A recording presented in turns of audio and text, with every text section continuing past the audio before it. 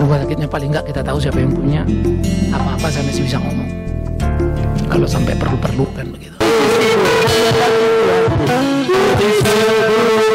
Hanya bagi Tuhanku.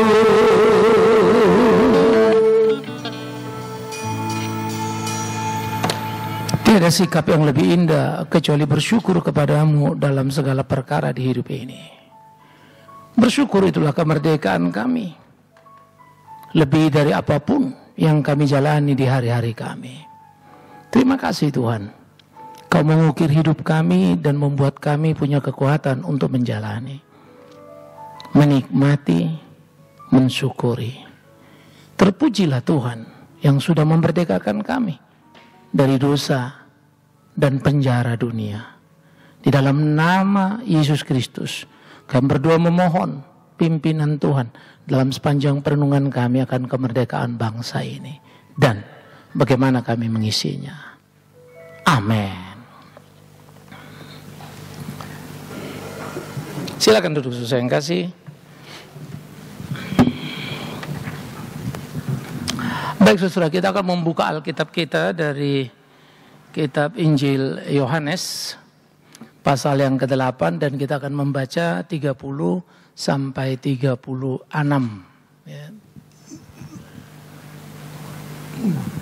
Kitab Injil Yohanes pasal yang ke-8 30 sampai 36. Saya akan baca 30, saudara baca 31, kita bergantian hingga selesai. Yohanes 8, 30 sampai 36. Sesudah Yesus mengatakan semuanya itu, banyak orang percaya kepadanya.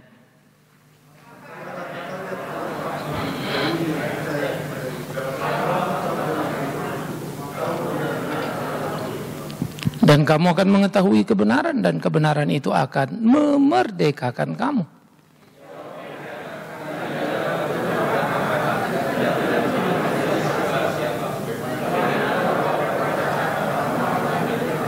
Kata Yesus kepada mereka, aku berkata kepadamu, sesungguhnya setiap orang yang berbuat dosa adalah hamba dosa.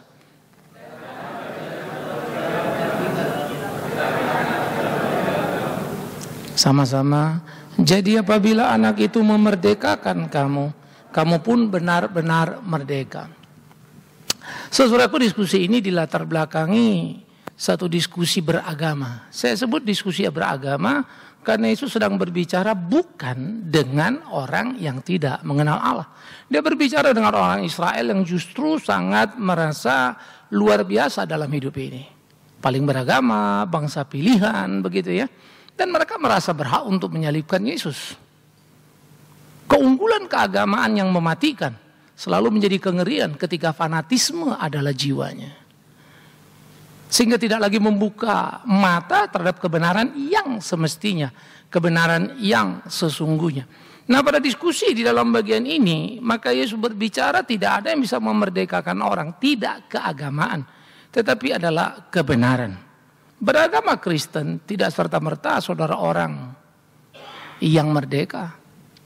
Menyebut nama Yesus tidak serta-merta Anda sampai ke sorga. Karena saya suka Alkitab yang berkata, tidak setiap orang menyebut namaku Tuhan, Tuhan masuk surga. Tapi mereka yang melakukan kehendakku.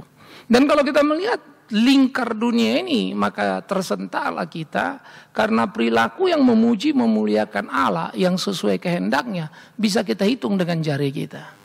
Sebaliknya, kejahatan di dalam beragama termasuk gereja terlalu sulit untuk menghitungnya, terlalu banyak aibnya. Di mana kemerdekaan? Nah, ini sebuah pertanyaan yang menarik, saudaraku yang kekasih.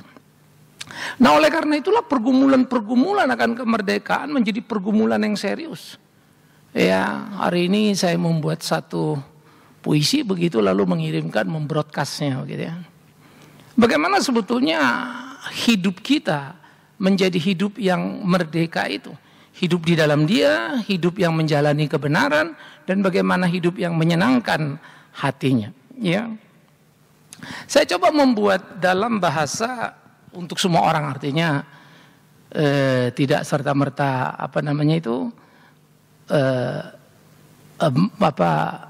bahasa yang umum lah begitu ya, tetapi dengan semangat kekristenan. Kemerdekaan tiada tanpa tetesan darah, pahlawan berjuang, tak tunggu penghargaan. Apakah kita di jalan yang sama? Karena mental kita adalah mental budak, dapat gaji baru bekerja. Sayang, kita tidak pernah bekerja supaya diri kita berharga. Pemimpin bangsa, pemuka agama, di sana sini tetesan darah.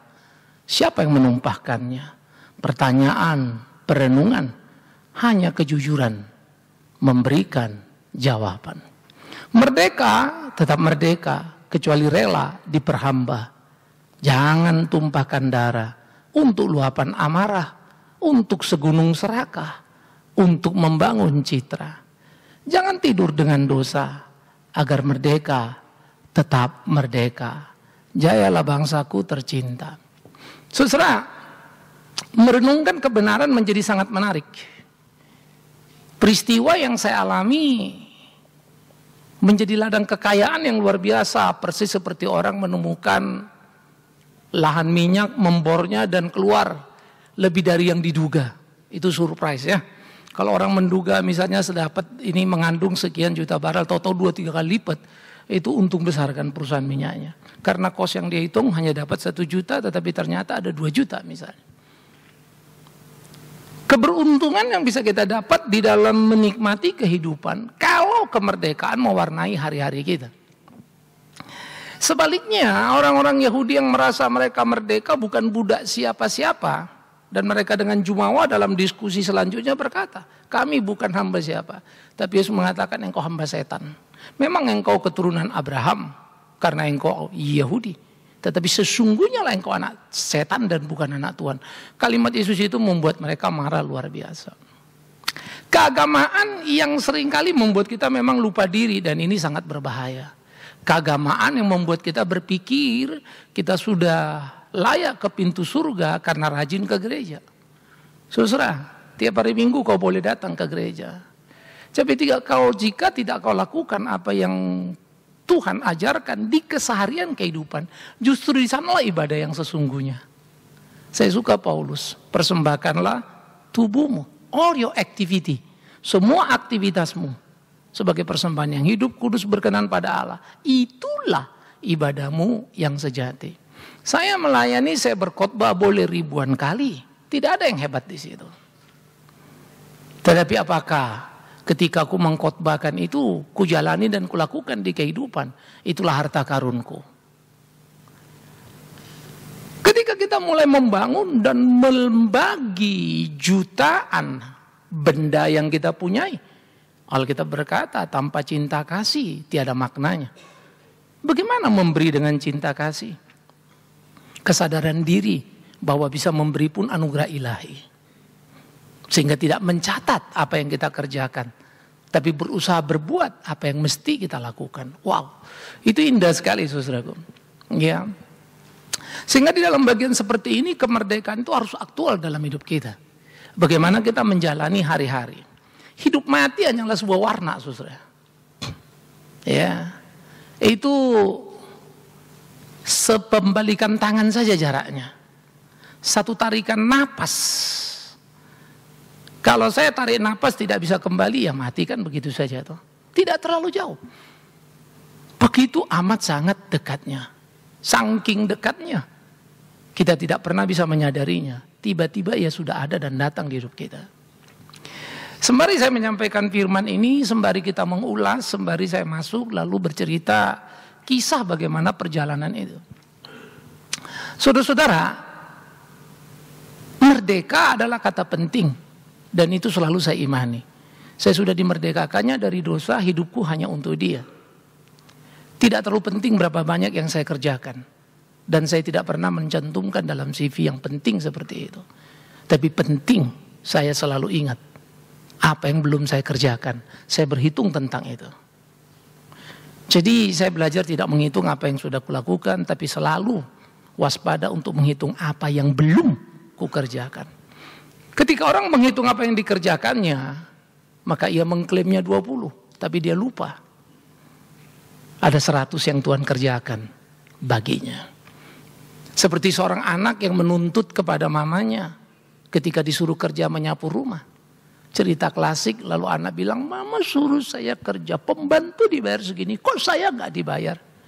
Banyak anak lupa diri dan menempatkan di mana dia ada. Mama mesti bayar saya. Lalu dia masukkan tagihan bilnya ya, nyapu segini, ngepel segini dan seterusnya ini. Mamanya terima, baik nak, dia bayar. Boleh mama masukkan tagihan yang sama? Maka dimasukkan mamanya lah tagihan. Bagaimana dia mengandung anak itu 9 bulan 10 hari. Melahirkan dengan pertaruhan nyawa. Membesarkannya dalam cinta. Anak itu terpana. Hutang mama pada dia hanya 10 rupiah. Tapi hutangnya pada mama tidak terbilang. 10 miliar atau 10 triliun plus. Karena anak itu tidak pernah mempertaruhkan nyawa untuk mamanya. Tapi mama mempertaruhkan nyawa untuk dia. Begitulah gambaran banyak hamba-hamba Tuhan atau kita orang-orang Kristen yang terjebak dalam kehidupan kita. Sehingga kita menghitung apa yang sudah kita kerjakan, tapi tidak belajar menghitung apa yang Tuhan sudah lakukan. Sehingga kita merasa ada pada posisi yang luar biasa. Kita merasa kita ada di awan puncak sana. Lalu tidak lagi menginjak bumi, tempat di mana kita ada. Bahaya ya. Kejatuhan banyak hamba Tuhan ada di sana. Oleh karena itu, penting sekali menjadi orang Kristen kita memikirkan kehidupan ini dan bagaimana berjalan menjalani dalam kesungguhan yang penuh. Saudaraku yang kekasih, kisah anak tadi juga ada di dalam Alkitab. Ingat, ada satu orang hamba yang berhutang sangat banyak pada raja. Nggak bisa bayar. Raja membebaskannya dengan cuma-cuma. Lalu dia keluar, ada orang berhutang sama dia. Kita balik lagi 10 rupiah dan 10 triliun. 10 triliunnya dihapus, 10 rupiah utang temannya ditagih. Nggak bisa bayar, dipukulnya. Maka raja itu mendengar berita dan marah luar biasa. Ambil orang itu, masukkan. Dan jangan pernah keluar lagi dari penjara. Bagaimana kita dengan Tuhan? Mengapa kita berhitung melayani dia? Saudara, hari Selasa adalah hari di mana PA. Semua teman-teman PA bilang, Pak, Bapak kalau mau ke rumah sakit, kenapa sih mesti PA dulu gitu ya? Karena waktu itu kan saya mulai pingsannya di sana. Sabtu saya sudah lab. Selasa saya PA, habis PA check up ke dokter. Jadi saya jalankan tugas PA dulu, lalu saya mau check up. Ya. Hari Seninnya sebelum Selasa saya pagi pergi ke Singapura flight pertama, pulang flight terakhir. Pulang pergi karena ada seorang rekan kita yang sakit di sana. Dia agak drop karena ada ditemukan daging di ginjalnya, dicurigai CA. Ya, padahal dia cuma mau check up tadinya. Kok check up ketemu begini gitu. Saya sempat telepon dia karena informasinya dia agak drop semangatnya gitu ya. Lalu kita ngobrol-ngobrol, saya kuatkan. Gue perlu ke Singapura nggak? Boleh Pak. Kapan lo dioperasi? Senin. Oke. Ya, lalu adiknya yang rekan kita juga aturin Pak tiket tadi aturin. Saya berangkat. Ya. Saya berangkat ke Singapura. Sebetulnya jalur saya terasa agak ringan karena rupanya saya dibeliin tiket bisnis. Walaupun sembari saya ngeliat-ngeliat orang masuk, jangan sampai ada yang mengenali kan kira-kira gitu ya. Agak beda sama khotbah saya nanti ya. Kalau dia pikir saya memang kelasnya kelas bisnis. Padahal saya sebetulnya naik tiket itu karena dibeliin. Masih saya duduk di bisnis. Nah saudara pergi ke Singapura, menguatkan dia, berdoa, menunggu dia operasi, sampai selesai operasi. Ya, saya pulang. Selasa malamnya, Selasa pagi kemudian PA, hasil lab sudah di tangan. Saya pergi sama Kenan. Karena sopir saya pikir saya masih di Singapura. Sehingga Selasa dia nggak masuk. Saya pikir Bapak masih di sana. Tapi Kenan libur, maka saya minta Kenan. Kalau dia nggak libur, pasti saya bawa mobil sendiri. Ya. Karena dia libur, kamu temenin Bapak. Kita pergilah berdua. Sampai di Tamara tempat kita PA, naik lift, duduk, kita mulai, orang lagi baca. Tapi pada waktu lagi baca saya merasa ngantuk sekali, keringet dingin. Saudara-saudara, saya lap keringat saya berasumsi dingin karena AC. Ya, padahal saya juga biasa keringat kan, nggak selalu begitu gitu. Nah, pada waktu itu saya ngerasa ngantuk sekali. Lalu saya pikir lagi mereka baca, saya tidur sebentar. Saya tidur, di situ saya liwat. Saya udah nggak tahu lagi apa yang terjadi. Saya pikir saya tidur, ternyata saya pingsan. Yang di seberang saya lihat lalu, Pak Bigman kenapa? Karena ngeloyor dari tempat duduk kan. Wah, langsung mereka bubar semua, baca nggak lagi, deketin saya, teriak, berdoa ini dan itu. Ya, mungkin 2-3 menit. Menurut mereka mata saya mendelik-delik, ya. Lalu saya sempat ngorok. Ada yang pengalaman kalau dengar ngorok katanya liwat gitu ya. Di dalam ketakutan itu saya memang lagi batuk. Karena pulang dari Kalimantan, hujan, KKR kita, baju saya dari basah sampai kering. Karena saya lihat anak-anak saya semua duduk memuji Tuhan. Mereka duduk hanya di kursi di plastik begitu ya, yang kita memang atur karena open theater. Mereka basah tidak lari dan saya pun harus memberi contoh pada mereka. Meja saya turunkan, saya tidak khotbah di panggung. Saya khotbah di bawah. Karena saya hilir mudik, baju saya sudah basah. Khotbah, hujan berhenti sampai kering lagi. Tapi itu tidak bagus sebetulnya buat tubuh saya. Tapi saya tidak sedang mencobai Tuhan. Saya berusaha besoknya istirahat, makan yang lebih sedikit bergizi begitu ya. Minum jeruk apa segala macam. Saudara-saudara, lompat lagi kita balik ke Singapura tadi pulang, maka Selasa itu saya pergi lalu pingsan itu. Lalu saya terbatuk, lalu saya bangun. Aduh Pak, ke rumah sakit Pak, ke rumah sakit Pak. Langsung itu teriak mereka. Saya sendiri masih disorientasi. Lalu ketika saya mulai sadar, saya berpikir, pikiran saya adalah mati aku, ketiduran di PA. Itu yang saya pikir. Rasa malu sekali. Ini guru bagaimana ini? Saya merasa saya tidur di PA. Tapi saya lihat ada kursi roda, Pak, yuk mesti ke rumah sakit. Jadi sembari saya terus berpikir keras, mungkin jantung saya tadi, tapi saya nggak tahu kalau saya pingsan. Sebentar dulu, gue minum dulu. Pakai minum lagi. Minum dulu, udah jangan jalan lagi Pak. Kursi roda dipepetkan ke tempat saya duduk, pindah kursi roda, terus turun ke bawah, mobil udah siap, langsung dibawa. Saya masih bilang ke Pondok Indah. Saya tahu memang harus check up juga. Pak, jangan main-main Pak. Yuk tadi pingsan, nggak mungkin ke sono. Sejam nanti apa-apa di jalan kan kita ngeri. MMC aja. Kalau gitu jangan ke MMC, ke sini aja. Rumah sakitnya paling nggak kita tahu siapa yang punya. Apa-apa saya masih bisa ngomong. Kalau sampai perlu-perlu kan begitu. Terus ada dokter yang saya tahu. Itu sebab saya masuk ke Siloam. Masuk di rumah sakit Siloam Semanggi ya.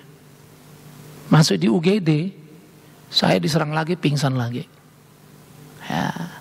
Pada titik itu saya sangat merasa clear, saya dipanggil Tuhan. Jawaban saya sangat sederhana, Tuhan mau bawa aku, bawalah. Pengalaman ketiga, saya sudah 2 kali mengalami sebetulnya mati hidup lagi, mati udah hampir mati begitu ya. Sekarang bukunya sedang saya tulis sudah 60%. Doakan minggu depan itu bisa 100%. Ya. Nah, pada waktu saya bilang mati, terserah Tuhan mau bawa, aku sih siap-siap saja. Tapi ada koma begitu ya. Terlintas anak-anak, itu kan hari Selasa. Sabtunya itu 2 acara di rumah. Pertama Katie sumpah dokter.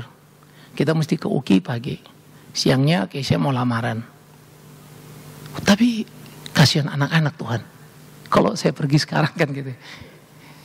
Saya mulai berdialog dengan batin saya, tapi ya terserah Tuhan begitu ya. Lalu ketika saya bilang kasihan anak-anak, saya seperti tersadar dan memang saya bangun.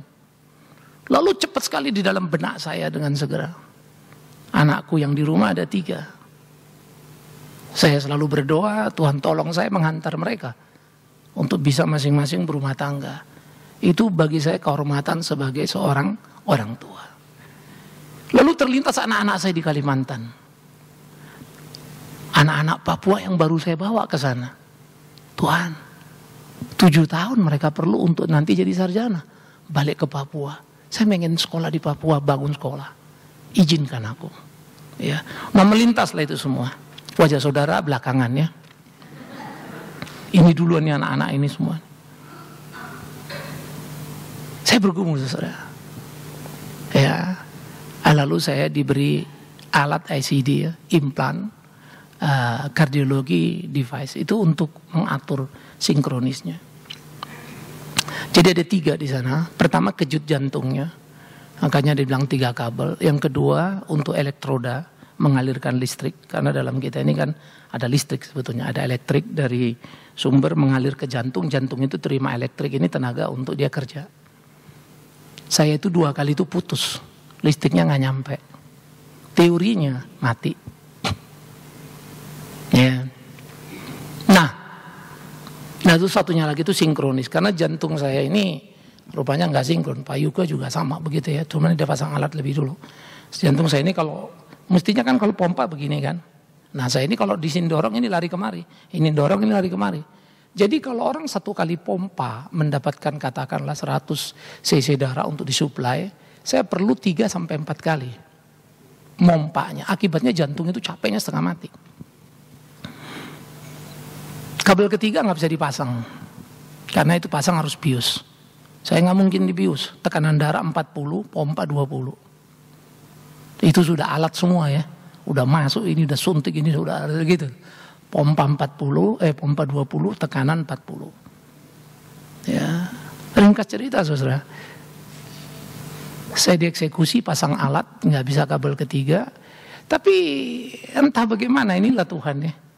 Dokter yang nanganin saya hari Rabu dioperasi, Rabu malam jam 12 kejut jantungnya sih kerja. Saya nggak ngerti tadinya. Saya lagi itu kayak dipukul, terbangun saya kan. Saya tanya suster, tadi kok saya rasa kayak dipukul nih sampai saya kebangun. Si suster jaga, mungkin karena malam kali ditaruh, yang junior kali ya. Waduh Pak, saya juga nggak tahu, nanti saya kasih tahu dokter ya. Buset, saya lihat jam 12 malam lewat. Nunggu dokter kapan lagi kan gitu ya. Lah otak saya ini langsung jalan. Tapi saya berdoa terus, saya usahakan tidur, dapat. Jam 6 pagi saya bangun. Kedubuk lagi. Waduh, ini rawan gitu.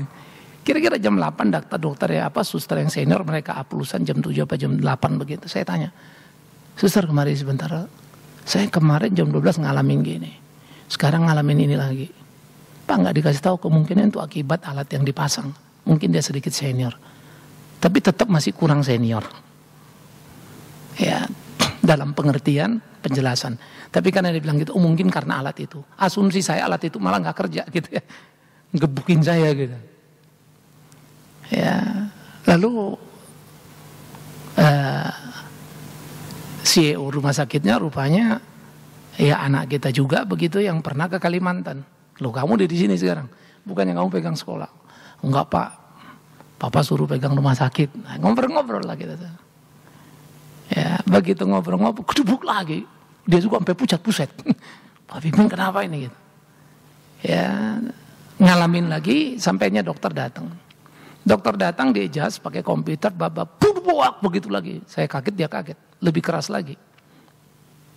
Pak, dia bilang kabar baiknya alat kejut jantungnya kerja. Kalau enggak ya kayak kemarin you pingsan lagi. Jadi alat kejut ini kerja. Ini disebut tendangan kuda. Cuma adjustnya belum pas. Gitu. Ya. Terus sudah selesai, saya ngomong dong, terus gimana? Ini bisa sih diaturin pelan-pelan Pak gitu. Ya. Kita adjust, kita monitor. Cuma saya juga jadi bingung sekarang nih. Gimana mau ninggalin Bapak? Karena besok dia harus ke Amerika, susah. Itu Kamis siang masih kejadian. Waduh, lu ke Amerika bagaimana? Saya tanya dia, timmu gimana? Saya nggak berani ngomong Pak. Kalau saya ada saya pegang. Tapi kalau tim saya nggak berani lepas. Karena kondisi saya sempat terus pasang alat begitu, kabel ketiga belum gitu ya. Hanya teman-teman di luar juga sudah ribut sebetulnya. Sebetulnya semua teman-teman PA dari awal udah bilang, Pak udah SOS saja. Cuman SOS nggak bisa ke Singapura sebelum pasien 12 jam. Udah Pak, mereka rupanya dengar, mereka ngobrol kan. Waduh, sampai serangan begitu lagi. Udah nggak bisa deh, putusin. Ya saya bilang saya nyerah, terserah kalian gitu ya. Maka saya dibawa dengan pesawat charter. Ya, saya tipe orang yang tahu diri dan tidak mau nyusahin orang sedapat mungkin. Ya. Tapi kali itu saya udah nggak tahu lagi mesti mau ngapain. Mereka larikan saya ke Singapura, celaka saudara. Si Yusuf malah duluan nyampe Singapura katanya. Ya, pasiennya belum nyampe-nyampe. Karena 4 jam terlambat di Halim. Pasien sakit jantung 4 jam di ambulan. Saya sendiri karena pengaruh kemarin, bukan di bius ini ya, apa namanya, kayak kloroform ditaruh begitu, obat tidur namanya ya mereka bilang. Jadi tidur gitu, bukan disuntik bius. Jadi saya nggak kan antara linglung begitu. Saya nggak tahu kalau itu 4 jam. Teganglah istri saya, ada beberapa orang lagi sih, ini gimana. Saya juga baru tahu ternyata pesawat nggak bisa terbang karena AC-nya nggak dingin. Jadi beli freon dulu. Alamak, pesawat charter masih cari freon. Dan buat saya ini gila betul-betul. Saya sesudah sampai baru gila betul tuh pesawat. Mestinya Pak W punya dari Singapura udah di call. Jadi Pak W datang, saya sampai Indonesia saya dibawa. Tapi entah bagaimana Pak W nggak bisa mendarat di Halim. Saya nggak ngerti kok urusan sederhana begitu yang utama. Kok nggak kepikiran begitu. Jadi Pak W punya pesawat nggak bisa darat di Halim. Jadi dari charteran yang lain jadi pindah pesawat yang ada di Halim. SOS itu kemarin waktu ke Singapura dia sempat telepon istri saya, Bapak gimana, ada oke. Itu yang punya SOS rupanya orang GKI, tahu siapa saya. Sampai anak-anak bilang, Pak pesawatnya lebih besar, lebih bagus, lebih murah, karena dia tahu Bapak dan dia kasih diskon cukup besar. Kadang-kadang rasanya kesel ya, kenapa nggak ke sono tadi kan kira-kira gitu. Tetapi ketika saya sampai saya juga baru ngerti, kemungkinan dengan 4 jam tidur saya lebih tenang. Baru dibawa ke pesawat. Kalau enggak juga bisa apa-apa di pesawat. Yang celaka lagi pesawat itu kecil pula lagi. Mau naikin saya pun katanya susah. Jadi pintunya nggak ngeplak pas begitu ya. Kalau SOS itu kan udah didesain. Masuk truk langsung posisi kita sudah oke. Gitu. Tetapi itulah perjalanan. Ya. Lalu saya ditangani dokter di Singapura. Beberapa hari lagi di ICU. Keluar di adjust. Keluar lagi hari Jumat. Jadi masuk saya Selasa, terus masuk rumah sakit ya, sampai Jumat dibawa Singapura, keluar lagi Jumat, jadi seminggu di Singapura, di rumah sakit, 3-4 hari di ICU-nya, dimonitor terus gitu. Udah oke, saya boleh pulang, Jumat saya pulang, ya, tapi jalan nyicil-nyicil lah begitu ya. Sabtu, Minggu, lalu Minggu saya ke gereja. Pulang gereja udahlah sekalian mau lunch, sehabis lunch kita diajak. Oke, saya bilang selesai kita urusin semua.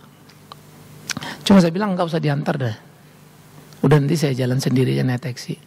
Karena yang jemput saya ini orang gereja kita dulu di sini. Ada istrinya, ada anak, bawa anak-anak pulang enggak apa-apa. Kita belakangan aja nanti gampang naik taksi. Udah jalan lah kita, jalan sambil naik taksi, udah naik taksi turun di Takashimaya kan ya. Turun di sana. Itu minggu keduanya ya. Itu selesai kita pulang juga. Minggu depannya saya ke gereja lagi. Pulang gereja baru ke Takashimaya. Duduklah di situ ceritanya di food courtnya kan, mesen minum. Ya ampun. Saya duduk, giliran tuh pasien datang istilahnya ya. Pak Big Man, Pak. Rupanya orang Indonesia ngumpul semua di situ. Takashimaya udah dibeli pada waktu itu ya. Semua, jadi saya memang kecapean juga jadi. Mau pergi datang lagi. Sampai orang Surabaya ada orang yang kita nggak duga-duga lah ya. Tetapi menarik ya. Saya pikir-pikir saya jadi capek tapi jadi indah saudara. Mereka bergiliran datang ke rumah sakit ambil bagian juga dalam banyak aspek. Di situ saya tahu. Setialah engkau melayani Tuhan. Tuhan tidak akan pernah meninggalkanmu. Dia punya 1000 cara untuk menolong kita.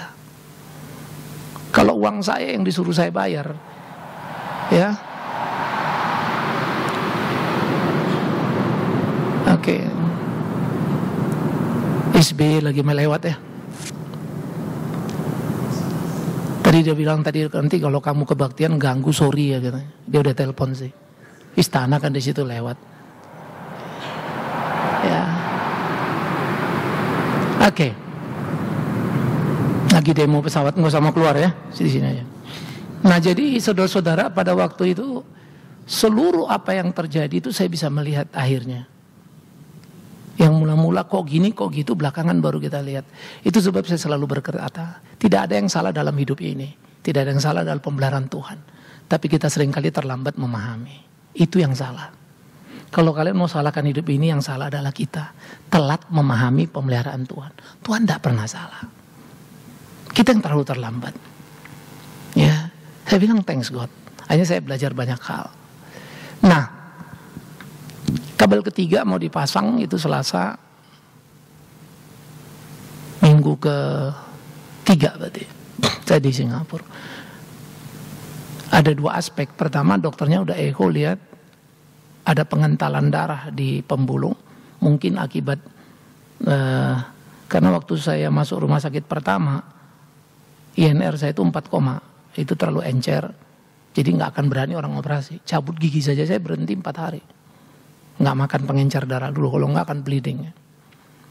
Jadi dikasih makan vitamin K, dosis yang agak tinggi, ya. Terus disuntikkan juga, lalu ditransfusi dengan plasma pengental darah gitu ya.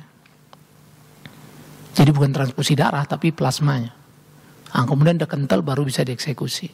1 harian langsung eksekusi. Nah, mungkin di situ masih nempel. Jadi dokternya bilang oke, seminggu kita akan lihat. You makan pengencer darah, saya aturin dosisnya. Ada alternatif dia bilang. Kalau pertama bisa dari dalam. Jadi kayak kateter dimasukin kabelnya begitu ya. Kalau nggak bisa dari luar, terpaksa dioperasi. Saya masuk rumah sakit, dikerjakan sekitar 2 jam, 2 jam setengah. Ya, thanks God, nggak dioperasi tapi bisa kayak kateter itu. Begitu saya selesai kan ada layar komputernya semua kan. Operasi kan kelihatan semua. Ini lo kabel ketiga yang dipasang begini. Saya liatin tuh jantung gitu ya. Masuk 3 kabel begitu ya. Saya pikir-pikir Tuhan ini hebat bener bikin manusia ya. Tapi manusia ini lebih hebat lagi ya belajar dari Tuhan. Betul-betul imago Dei. Manusia segambar dan serupa dengan Allah. Karena itu kalian selalu harus berpikir. Kalau kalian kurang produktif dalam hidup ini, hati-hati. Jangan pernah tidak maksimal dalam hidupmu. Bahwa IQ-mu 10, pakailah 10. Tapi kalau 100, jangan pakai 50. Pakai 100. Jangan pernah hina dirimu dengan malas belajarmu. Baca, belajar, mau tahu. Itu harus kita lakukan. Nah, saudara-saudara, ringkas cerita semua sudah terjadi. Ya, lalu selesailah. Dan akhirnya satu hal, selama kami di Singapura, pertama anak-anak kan sebelum lebaran udah libur. Jadi mereka bisa nyusul. Lalu mereka tinggal dulu di tempat teman pertama, 1 kamar itu sebetulnya 2-3 orang ideal lah. Mereka ada 4 tambah saya bagaimana lagi kan. Pas teman datang, apartemen lu gimana? Anak-anak kan udah berangkat udah. Pak kosong, tapi debu pak. Udah, nanti gua rapin anak-anak yang kerjain. Ya, dari kami tinggal di kondonya dia.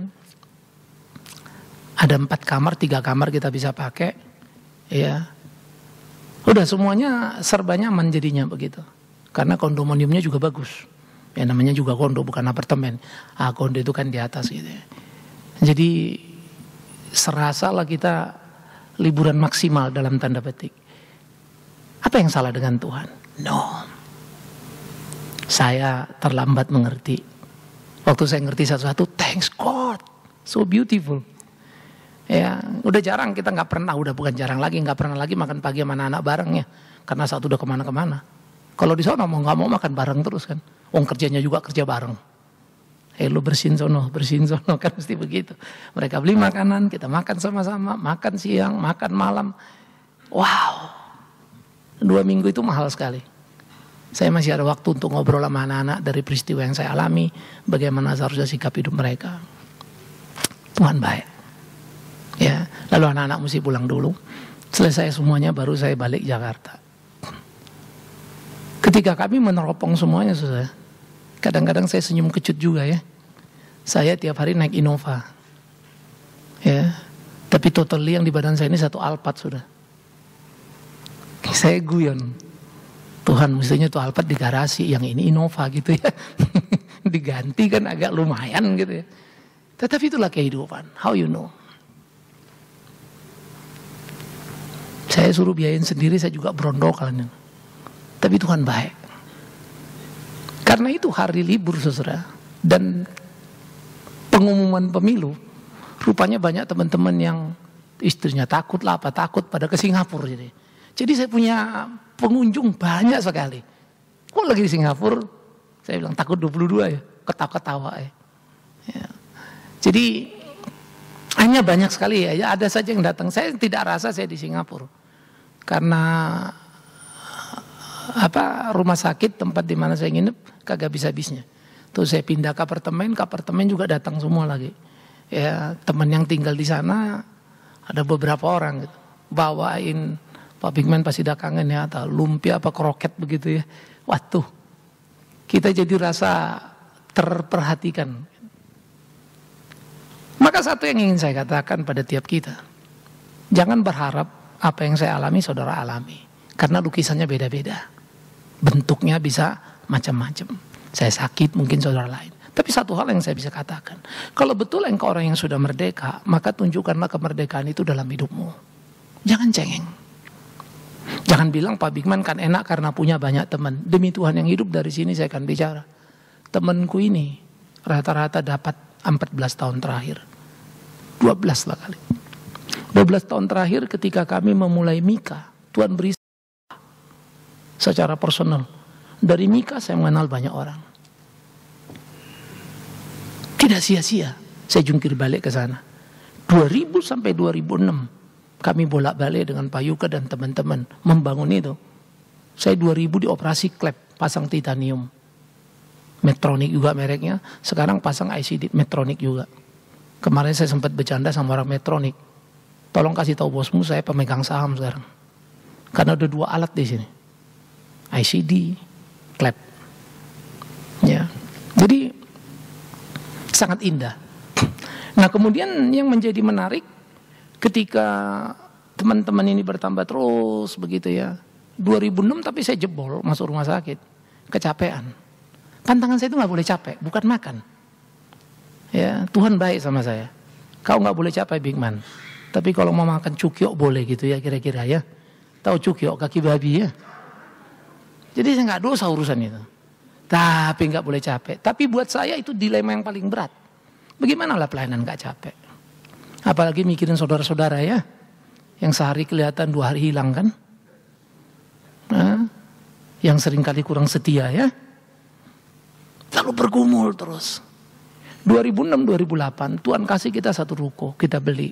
Ruko kita itu ada 2. Satu dipinjamkan orang tanpa batas ke saya untuk pakai pelayanan, satu kita beli. Jadi kita satukan.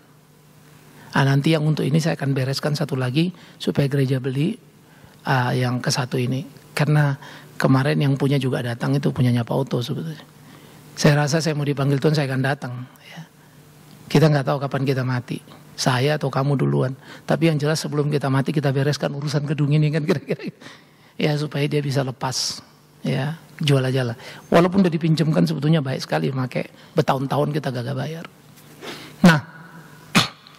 Lalu saudara-saudara yang kekasih. Bagaimana semua itu bergerak di dalam hidup kita bersama dengan Tuhan. Saya pikir itu yang menjadi penting dalam perjalanan kita. Ya, maka teman saya bertambah.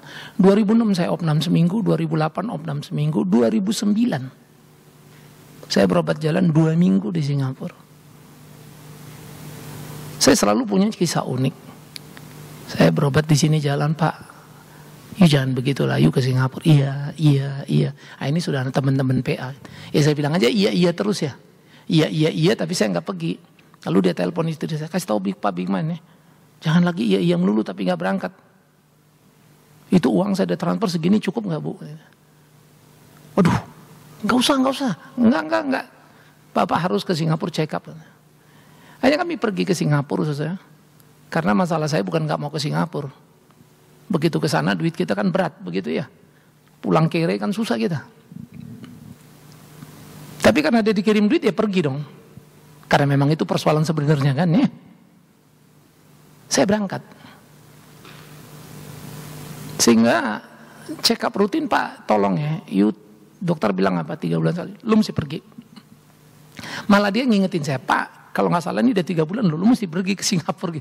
Jadi saya sebetulnya kalau bisa gak usah pergi lah ya. Di sini juga cukup. Jadi dokter saya di sini sama dokter saya di Singapura itu, dia yang rekomend di Singapura. Jadi mereka berkomunikasi tiap kali. Obat saya berubah, mereka ngomong. Sampai saya anggap saya pasien PIV yang nggak pakai bayar dokter. Saya nggak, dokter sini nggak mau dibayar. Dok, you kalau tiap hari gini kan saya sakit jantung bukan sekali. Kalau saya bolak-balik datang, lalu you nggak mau terima, terus kan saya nggak enak. Dia bilang apa? You kalau khotbah di atas mimbar selalu suruh kita umat pelayanan kan, iya. Sekarang saya mau melayani, kenapa you larang? Mati aku. Ya udah terserah kalau memang begitu ya. Jadi saya nggak dibayar. Yang di Singapura lebih unik sebetulnya. Itu dokter, gila Pak Bigman ke situ tuh kan dokter mahal tuh. Ya saya bilang relatif tuh. Papa bayar berapa? Itulah problemnya saya nggak bayar. Karena ini dokter istrinya yang Kristen, dia sendiri belum. Tapi dia nggak pernah ambil fee periksa saya. Kadang-kadang EKG apa itu dia lewatin. Satu yang gue tahu, kalau Tuhan mau ukir kan indah. Ya, jadi pengalaman kita itu banyak sekali, saudara. Ya, kami seringkali pergi dan saya seringkali mau menangis ngelihat ya. Karena saya pernah harus di heart CT scan, itu di luar dugaan dokternya periksa heart CT scan. Saya nggak mungkin lah lapor sama temen kan, ya udah kita jalani. Ketemu temen, pak pakai di sendal bagus pak, nggak capek gini-gini, antarlah kan itu. Ditempelin ke istri saya uang, ya. Ntar bapak kalau suruh susah tuh, bu pegang nih. Istri saya juga nggak mau kan, tapi dipaksa. Tapi uang itu bukan buat sendal, buat heart CT scan-nya cukup jadinya. Yang ribuan gitu. Kadang-kadang saya pikir-pikir saudara ya, saya sengaja mau atur, banyak sekali yang fail. Saya nggak atur semua bisa rapi. Itu membuat saya belajar. Tuhan tidak pernah terlambat. Nah akhirnya saudaraku yang kekasih, kemerdekaan adalah bagaimana menikmati persekutuan kita dengan Tuhan. Bagaimana menjalani hari-hari kita bersama dengan Tuhan. Ini jadi penting. Jangan pernah bangga dengan hidup keagamaan. Jangan pernah hitung apa yang kamu kerjakan. Apa yang belum. Kalau aku hidup, satu yang aku tahu.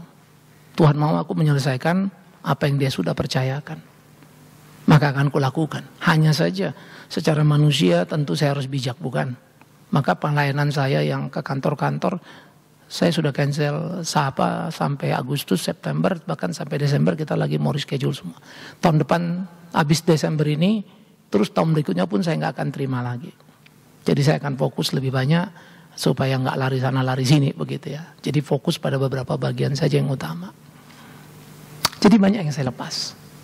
Ya. Karena memang problem saya serius dan Tuhan juga mau saya tanggung jawabkan pada hidup saya. Maka ngatur ini gampang. Tapi saya juga tidak mau terlalu cengeng. Ya. Karena itu diatur step. Ya hari ini saya khotbah juga duduk. Ya, nah karena itu demi Tuhan yang hidup jangan sampai kamu satu kali tidak ke gereja hanya karena merasa punya persoalan ini dan persoalan itu. Demi Tuhan yang hidup, saya akan berkata dari sini kamu pecundang. Kamu bukan orang beriman yang sungguh. Kalau kau orang beriman, di sedihmu, di sakitmu, datanglah pada Tuhanmu. Bagaimana mungkin kau tidak datang pada Dia? Kau boleh kecewa dengan 1000 persoalan dalam hidup ini. Tapi tidak ada satu alasan pun untuk engkau kecewa pada Tuhan. Kita punya sumbangsi dalam persoalan kita. Keributan, masalah, sakit. Saya punya investasi pada sakit saya. Saya punya salah dalam sakit saya. Tapi Tuhan tidak mungkin salah. Dan Tuhan yang baik itu mengukir lewat kelemahan fisik saya. Ukiran indah yang dibuatnya. Dia mempercayakan karya yang tidak terbilang. Tidakkah Tuhan itu baik, saudara? Dia memerdekakan kita. Karena itu nikmatilah kemerdekaan itu dengan hidup sebagai orang merdeka. Jalanilah kemerdekaan itu sebagaimana mestinya orang merdeka. Jangan cengeng lagi. Jangan takut lagi. Nah biarlah ini mewarnai hari-hari kita dalam hidup keseharian kita. Sehingga kita betul-betul melakoni seluruh kehidupan ini dengan penuh dengan tanggung jawab. Orang-orang Yahudi selalu merasa diri mereka hebat. Karena mereka tiap Sabat pergi. Orang Yahudi berkata, khususnya Farisi, kami seminggu puasa 2 kali. Kami tidak seperti pemungut cukai. Tuhan justru benci dengan mereka. Doa orang ini tidak sampai ke sorga. Tapi pemungut cukai itu tertunduk kepala. Mana ada pemungut cukai miskin kan? Pemungut cukai kaya-kaya. Tapi dia tunduk kepala dan mengatakan kalimat yang sangat mengharu biru rasa. Tuhan, ampuni aku orang berdosa ini. Dia tidak memakai kekayaannya untuk membeli secuil kebenaran. Sehingga dengan demikian dia menjadi benar pada dirinya. Tidak. Dia sadar betul dia berdosa dalam banyak aspek kehidupannya. Dan dia menangis di hadapan Tuhan dan Tuhan dengar doanya. Kejujuran kita di hadapan Tuhan itu yang paling penting. Kalau saya berdosa Anda tidak akan tahu. Anda hanya lihat label baju pendetaku, bukan? Karena aku pendeta lalu orang anggap aku baik. Belum tentu. Tapi demi Tuhan yang hidup dia tahu siapa aku. Lemahku, kurangku, jelekku. Dia tahu siapa engkau. Karena itu merdekalah. Dan sebagai orang merdeka jangan hidup seperti budak. Kalau budak kan tahu ya. Mesti dikontrol sama majikan. Malas dicambukkan begitu. Tapi kalau orang merdeka nggak begitu dong. Ya orang merdeka kok. Kerjalah dengan merdeka bukan dalam kendali ketakutan. Karena hukuman yang akan kau dapatkan. Kerjalah sebagai orang merdeka yang bersyukur untuk apa yang Tuhan berikan. Aku tidak akan pernah berhenti melayani. Kalaupun aku mati lagi karena capekku nanti, bagiku itu terhormat. Tapi aku tidak mau mati karena kemalasanku. Karena ketidaksetiaanku melayani dia. Saya tidak tahu berapa panjang umur saya dan saya tidak tahu apa yang Tuhan rancang dalam hidup saya. Yang saya tahu, saya harus melayani dia dan tidak boleh lari dari jalan itu. Sama-sama kita nikmati bagian ini. Sehingga lagi-lagi seperti orang Yahudi, jangan kita terjebak di sana. Marilah kita melakoni kehidupan kita dengan sungguh-sungguh. Mari kita mengerjakannya dengan cara yang bertanggung jawab. Itu hidup pelayanan. Ya. Karena itu saudara-saudaraku yang kekasih, camkanlah, renungkanlah. Sehingga bagaimana kita menjalani hari-hari kita, menjalani pelayanan kita. Jadi apa yang dikatakan oleh Alkitab tadi menjadi sangat indah. Kalau hamba tidak tetap tinggal di dalam rumah, tetapi anak tetap tinggal di dalam rumah. Jadi kalau anak itu memerdekakan kamu, kamu pun benar-benar merdeka. Maka tanyalah dirimu, sudah merdekakah engkau dari rasa takutmu? Rasa khawatirmu? Ingat, hari esok kita nggak tahu, betul ya? Karena itu misteri. Tapi demi Tuhan yang hidup, hari esok kita tidak tahu, tapi kita tahu pasti Tuhan pelihara kita besok. Amin nggak? Nah itulah paradoks yang tidak mudah. Saya nggak tahu hari esok, misteri. Yes, tapi besok Tuhan pasti pelihara kamu. Is your faith. Itulah iman. Itulah hidup kita. Maka hidup kita itu dalam dilema, dalam ketidaktahuan, tapi kepastian pemeliharaan. Maka hidupmu tidak jadi penting berapa persoalan datang, tapi berapa kuat imanmu bersandar pada Dia. Itu bisa persoalan rumah tangga, persoalan kantor, pekerjaan kita, banyak aspek. Tapi disitulah seni keberimanan kita. Hal yang kedua, jangan pernah menghitung sebagai orang merdeka apa yang sudah kita lakukan. Tapi hitunglah apa yang belum kita kerjakan, yang menjadi kehendaknya dalam hidup kita, yang kita punya talenta itu, kita punya kemampuan itu. Kenapa ya saya bisa ini kok belum ya? Saya ada ini kenapa belum ya? Nah itu kita gumuli. Dan aspek ketiga saudara, kalau kau mau puas, puaslah terhadap berkat Tuhan dalam hidupmu. Tapi jangan pernah puas melayani Dia. Ingat, jangan pernah puas melayani Tuhan, tapi belajarlah puas pada berkat-Nya. Kita suka terbalik ya. Tuhan kenapa enggak begini, Tuhan kenapa enggak begitu, si Anu punya ini, si Anu punya itu, aku kok enggak punya, aku kok begini. Demi Tuhan yang hidup jangan.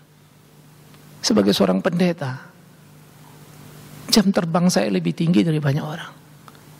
Pergaulan saya jauh lebih luas dari banyak orang. Lapisannya ke politisi, kemana-kemana cukup tinggi dan cukup bagus. Saya ketemu orang yang junior. Artinya secara jam terbang, lingkup pergaulan gak luas. Mobilnya lebih mewah dari mobil saya. Kadang pulang saya berpikir beli mobil gitu ya. Datang. Saya bersyukur untuk istri saya.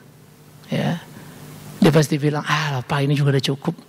Padahal keinginan saya pun sekedar sebuah keinginan. yang kalau diwujudkan mungkin uang kolektor gereja nggak jelas kemana kali ya, dipakai nambahin mobil pendeta kali. Tapi aku bersyukur kepada Tuhan. Iya, isi saya nggak minta permata, saya belum pernah beliin. Ya, saya selalu beliin dia tas, kalau dia mau Louis Vuitton saya kasih, tas Prada saya kasih, brosurnya saudara. Barangnya sih sampai anak-anak suka bilang, papa tunjukin mama nggak pernah beli. Saya bilang saya bukan nggak mau beli buat mamamu, tapi saya takut berdosa pada Tuhan. Saudara, saya rindulah mau menyenangkan istri dan anak-anak, masa iya tidak? Tapi kalau Tuhan kasih satu kesempatan, aku tahu anak-anakku akan merasa bangga kalau aku ayah yang bertanggung jawab. Istriku akan bangga kalau aku hidup mencintainya dan bertanggung jawab pada hari-hariku. Yuk kita miliki itu, yuk kita lakoni. Jangan istrimu bangga karena kau memberi dia kredit card yang tanpa limit. Ingat, itu bukan istri. Dan istri-istri jangan bangga pada suamimu hanya karena dia memberikanmu kebebasan. Karena mungkin dia mau kau bebas, karena dia pun ingin bebas. Hiduplah terikat dalam cinta itu. Bebankan dirimu dengan kewajiban untuk saling mengisi dan menghidupi. Kebersamaan keluarga itu mahal. Jangan pernah abaikan. Itulah harta karun yang sesungguhnya. Pengabdian pelayanan kita, itulah pekerjaan sejati di kemanusiaan kita. Selamat merdeka sekali dan selama-lamanya. Kita berdoa, saudara.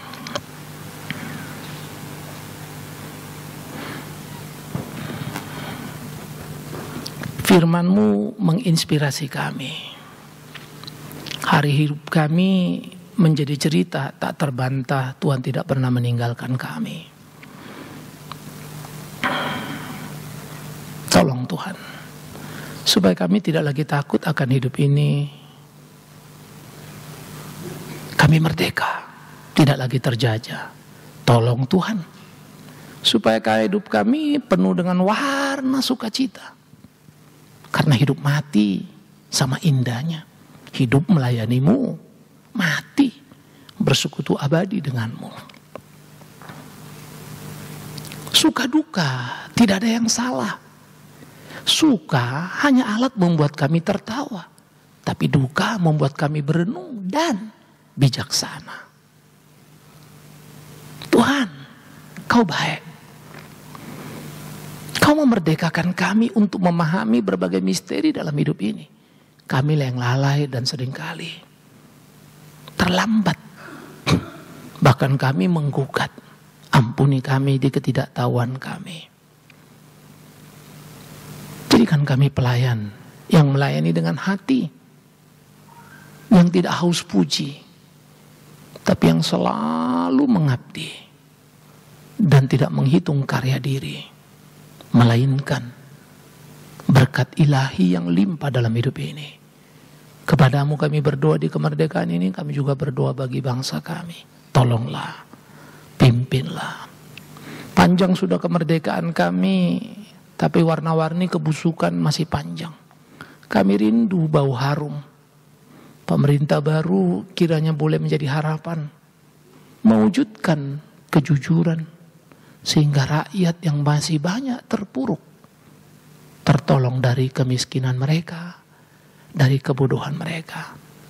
Bagi anak-anak kami yang ada di desa Kalimantan, Papua, sementara itu yang bisa kami kerjakan.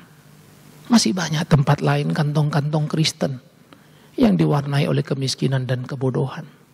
Tuhan, pakai kami menolong mereka menggapai kemerdekaan di dalam pengenalan akan Engkau.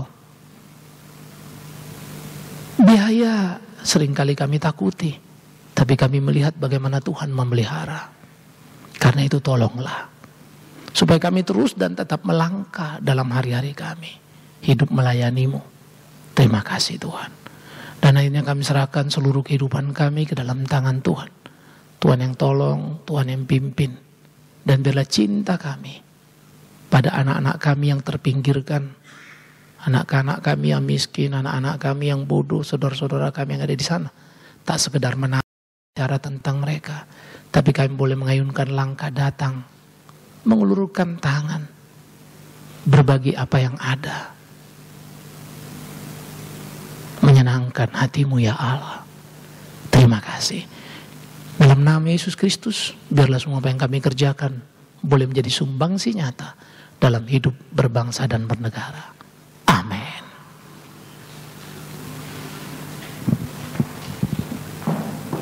Kita bangkit berdiri, saudara yang kasih.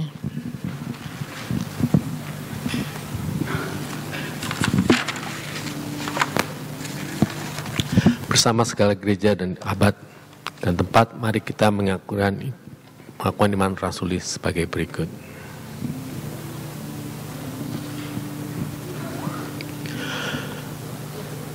Aku percaya kepada Allah, Bapa yang Maha Kuasa, Khalik langit dan bumi, dan kepada Yesus Kristus anaknya yang Tuhan kita, yang dikandung dari anak darah Roh Kudus, lahir dari anak Maria, yang menderita sengsara di bawah pemerintahan Pontius Pilatus, disalibkan, mati dan dikuburkan, turun dalam kerajaan maut.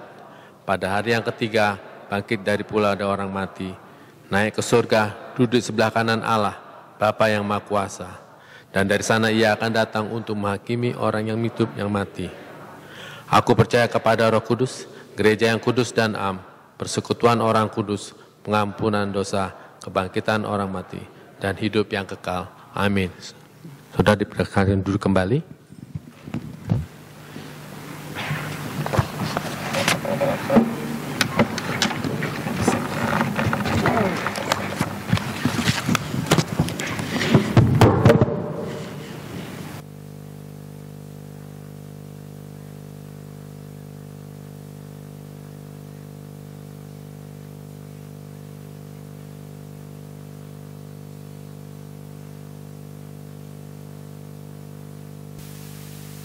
Kita sudah bersama-sama mendengarkan firman Tuhan dan kesaksian dari Pendeta Bikman Sirait, bersyukur untuk anugerahnya dan menjadi contoh untuk kita semua bagaimana kita di dalam kemerdekaan yang Tuhan berikan bisa mengisi kemerdekaan ini dengan hidup seperti yang Tuhan kehendaki.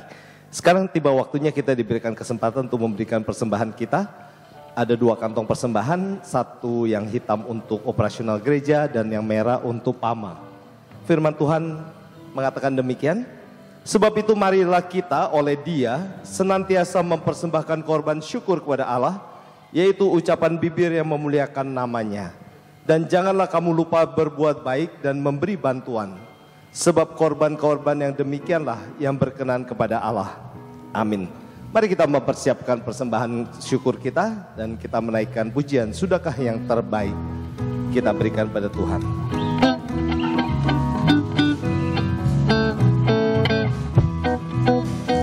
Sudahkah yang terbaik ku berikan kepada Yesus Tuhanku, besar pengorbanannya di Kalvari, diharapnya terbaik dariku. Berapa yang terhilang telah ku cari, kau lepaskan yang terbelenggu. Sudahkah yang terbaik diberikan kepada Yesus Tuhanku.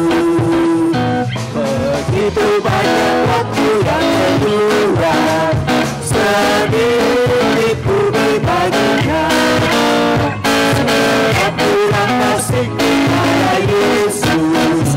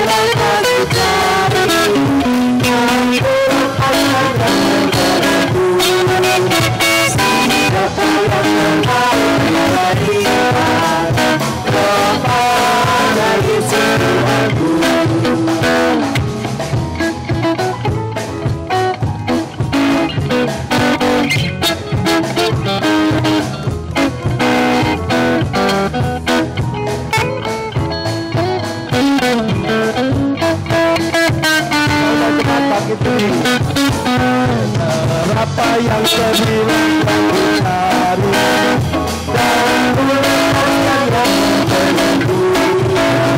Siap yang terbaik berikan kepada Yesus Tuhanku, kepada Yesus Tuhanku, kepada Yesus Tuhanku.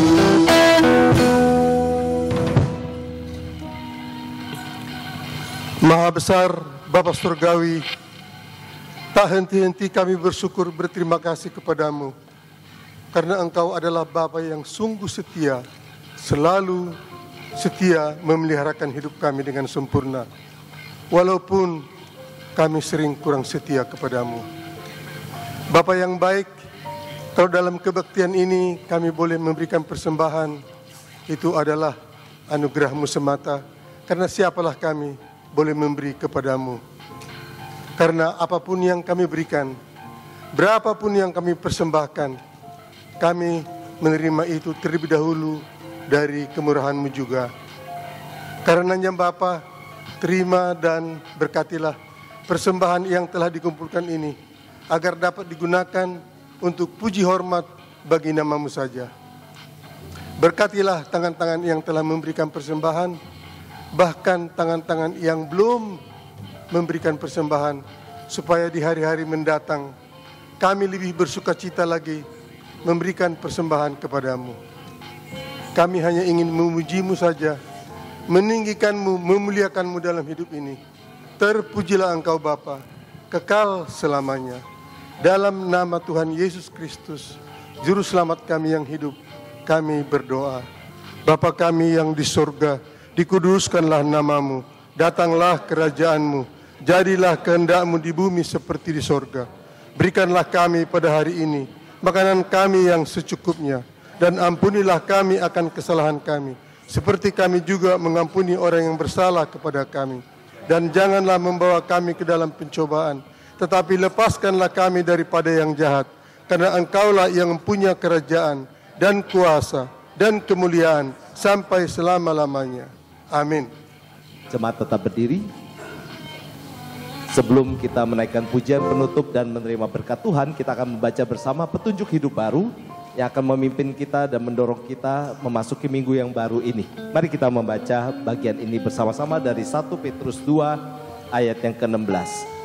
Hiduplah sebagai orang merdeka dan bukan seperti mereka yang menyalahgunakan kemerdekaan itu untuk menyelubungi kejahatan-kejahatan mereka. Tapi hiduplah sebagai hamba Allah. Amin. Kemerdekaan ini perlu kita isi, dan ada orang di seberang sana yang membutuhkan cahaya. Cahaya Kristus yang kita bawa.